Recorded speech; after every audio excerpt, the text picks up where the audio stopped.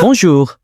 Je voudrais que nous prenions un instant pour observer une réalité qui se déroule sous nos yeux, mais que la plupart des gens choisissent d'ignorer. C'est une réalité inconfortable. Elle concerne votre avenir, votre dignité et surtout votre liberté. Chaque année, des millions de Français reçoivent une lettre ou une notification électronique. C'est l'estimation de leur future retraite. Ils regardent le montant, ils soupirent et ils se disent « on verra bien ». D'ici là, l'État sera toujours là. C'est ce que j'appelle le mensonge rassurant. Nous sommes en 2026. Le monde a changé. L'économie a changé.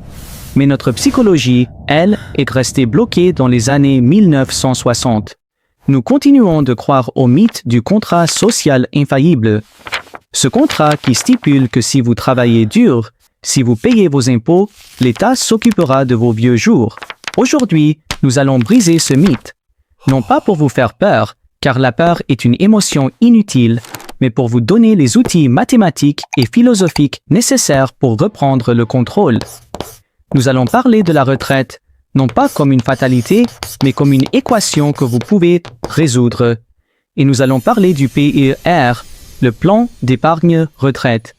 Ce n'est pas juste un produit bancaire ennuyeux. C'est peut-être, à l'heure actuelle, le seul levier fiscal puissant qu'il reste à la classe moyenne pour transformer l'impôt en patrimoine. Asseyez-vous, éteignez les distractions. Ce que nous allons voir aujourd'hui vaut plus que votre salaire mensuel. Commençons. Pour comprendre pourquoi vous devez agir, il faut d'abord comprendre le piège dans lequel vous marchez. Le système de retraite français repose sur un principe noble, la répartition. Les actifs d'aujourd'hui paient pour les retraités d'aujourd'hui. C'est une solidarité intergénérationnelle. C'est beau sur le papier, mais pour que ce système fonctionne, il faut respecter une règle mathématique stricte. Il faut beaucoup de travailleurs pour financer peu de retraités. En 1960, il y avait 4 cotisants pour un retraité. L'équation était excédentaire. L'argent coulait à flot. On pouvait promettre des départs à 60 ans, des taux de remplacement élevés. C'était l'âge d'or. Regardez la réalité de 2026. La démographie est impitoyable.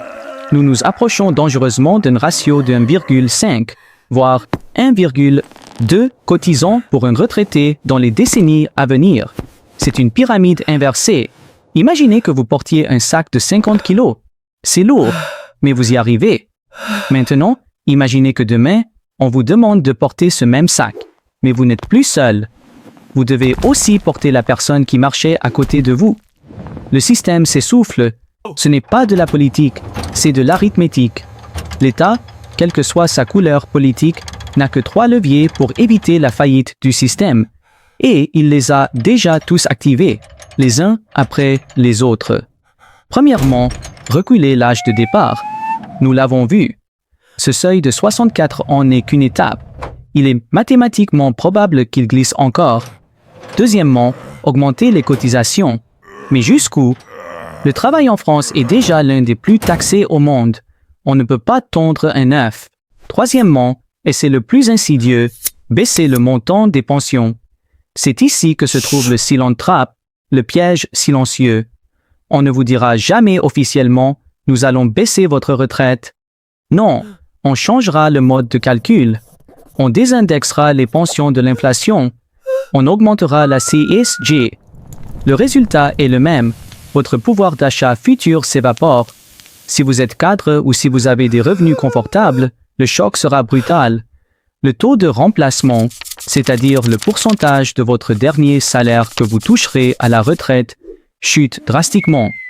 Pour un cadre supérieur, il n'est pas rare de voir ses revenus divisés par 2, voire plus, au moment du départ. Imaginez votre vie actuelle, votre maison, vos habitudes, vos voyages. Maintenant, imaginez devoir financer tout cela avec 50% de vos revenus en moins, tout en subissant l'inflation des 20 prochaines années. C'est cela, la réalité de la rat race. Vous courez toute votre vie, vous payez le prix fort, pour finir appauvri au moment où vous devriez être libre. Attendre que l'État résolve ce problème est une faute stratégique grave. L'État gère l'urgence. Vous devez gérer votre destin. Il est temps de passer de la position de victime qui subit les réformes à la position d'architecte qui construit sa propre forteresse. Et pour cela, nous devons utiliser les armes que le système nous donne. Parlons solution. Parlons du plan d'épargne retraite. Je sais ce que vous pensez. Ernest, le PER s'est bloqué jusqu'à la retraite. Je ne veux pas immobiliser mon argent. Nous traiterons cet aspect psychologique plus tard. Pour l'instant, concentrons-nous sur les mathématiques. Le PER est une anomalie fiscale. C'est l'un des rares cadeaux que Bercy fait aux contribuables. Et pourtant, beaucoup ne le déballent même pas. Le principe est simple, mais sa puissance est souvent mal comprise. Les sommes que vous versez sur un PER sont déductibles de votre revenu imposable. Laissez-moi répéter. Ce que vous versez vient diminuer la base sur laquelle l'État calcule votre impôt. Pour comprendre la puissance de ce mécanisme, il faut maîtriser une notion clé, la TMI, la tranche marginale d'imposition. Le système fiscal français est progressif. Vous ne payez pas le même taux sur chaque euro gagné. Si vous êtes un célibataire gagnant environ 30 000 à 80 000 euros par an, ou un couple avec des revenus corrects, chaque euro supplémentaire que vous gagnez est souvent taxé à 30%, voire 41% ou 45% pour les hauts revenus. C'est cette tranche la plus haute qui nous intéresse. Prenons un exemple concret. Imaginons que votre tranche marginale est de 30%. Vous décidez de placer 1 000 euros sur votre PER. En faisant cela, vous dites à l'administration fiscale, ces 1 000 euros ne doivent pas être taxés cette année. Puisque votre taux d'imposition sur ces 1 000 euros aurait été de 30%, l'État vous rend donc 300 euros sous forme de baisse d'impôt. Faisons le bilan comptable de l'opération. Vous avez 1 000 euros qui travaillent pour vous sur votre compte PER. Mais l'effort d'épargne réel qui est sorti de votre poche n'est que de 700 euros. Les 300 euros restants, c'est l'État qui les a financés. C'est un rendement immédiat, garanti, sans risque de marché, de près de 43% sur votre effort d'épargne net. 300 divisé par 700. Où trouvez-vous un placement qui vous offre 43% de retour sur investissement le jour même de la souscription? Nulle part. Si votre TMI est de 41%, c'est encore plus spectaculaire. Pour 1 000 euros investis, vous ne sortez que 590 euros de votre poche. L'État finance 41% de votre patrimoine futur. C'est ici que la magie opère. Ce n'est pas seulement une réduction d'impôts. C'est un prêt à taux zéro que l'État vous accorde sur plusieurs décennies. Ces 300 euros ou 410 euros d'économie d'impôts, vous ne devez pas les dépenser dans un nouveau téléphone. Vous devez les réinvestir. C'est l'effet de levier. Vous faites travailler de l'argent que vous auriez dû donner aux impôts. Sur une durée de 20 ou 30 ans, la différence est colossale. Mais attention, il y a un contre-argument classique. Oui, mais Ernest, je paierai des impôts à la sortie quand je récupérerai l'argent. C'est exact. La fiscalité n'est pas annulée, elle est différée. Mais analysons cela froidement. Aujourd'hui, vous êtes en pleine activité. Vos revenus sont à leur maximum. Votre TMI est élevé, 30% ou 41%. Demain, à la retraite, vos revenus baisseront mécaniquement, comme nous l'avons vu. Il est très probable que votre TMI baisse également, passant de 30% à 11%, ou de 41% à 30%. Vous gagnez donc sur les deux tableaux. Vous déduisez aujourd'hui à un taux fort et vous serez taxé demain à un taux plus faible. Ce différentiel, c'est votre gain net. C'est de l'arbitrage fiscal pur. Et même si votre taux d'imposition restait le même, vous auriez gagné quelque chose d'inestimable, le temps. Pendant 20 ans, cet argent a généré des intérêts composés pour vous au lieu d'être dans les caisses du trésor public. C'est la différence entre être un simple contribuable et être un investisseur avisé. Le contribuable paie, l'investisseur optimise. Si le calcul est si évident, pourquoi tout le monde ne le fait pas? Pourquoi le livret A déborde-t-il alors qu'il ne rapporte rien une fois l'inflation déduite, tandis que les PER sont encore sous-utilisés? La réponse n'est pas financière, elle est psychologique. L'être humain est programmé pour la gratification immédiate. C'est le biais du présent. Nous préférons 100 € aujourd'hui plutôt que 150 € dans 10 ans. Notre cerveau reptilien a du mal à se connecter avec notre moi futur. Quand vous pensez à bloquer de l'argent jusqu'à vos 64 ans, vous ressentez une perte de liberté. Vous vous dites, et si j'en ai besoin pour changer de voiture? Et si je veux faire un voyage? C'est là que le piège se referme. Cette liberté de dépenser immédiatement est en réalité une chaîne. C'est la liberté de rester pauvre. C'est la liberté de céder à la consommation impulsive.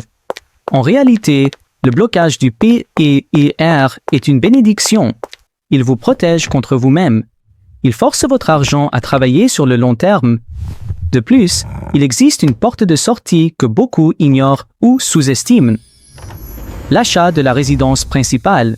La loi vous autorise à débloquer l'intégralité de votre PER de manière anticipée pour acheter votre maison ou votre appartement.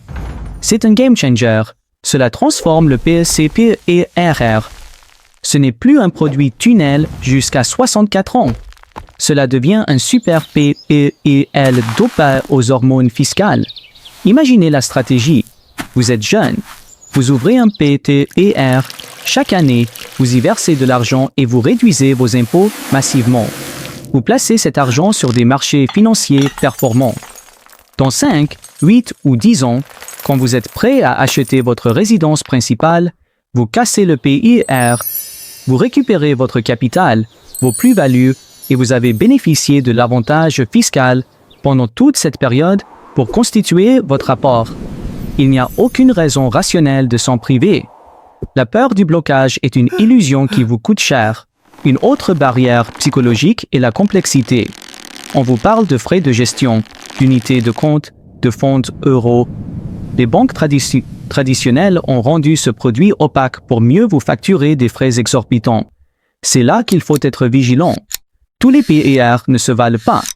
Le PER de votre conseiller bancaire en agence, avec ses frais d'entrée de 3% et ses frais de gestion élevés, est un piège. Ces frais mangent votre avantage fiscal. Vous devez agir en stoïque mentor, rationnel et autonome. Aujourd'hui, en 2026, il existe d'excellents PER en ligne, chez des courtiers spécialisés. 0 frais d'entrée, 0 frais de versement, des frais de gestion réduits au minimum. C'est vers ces solutions qu'il faut se tourner. Ne laissez pas la paresse vous faire signer le premier contrat venu au guichet de votre banque de quartier. Maintenant que nous avons levé les blocages, parlons de ce qu'il faut mettre.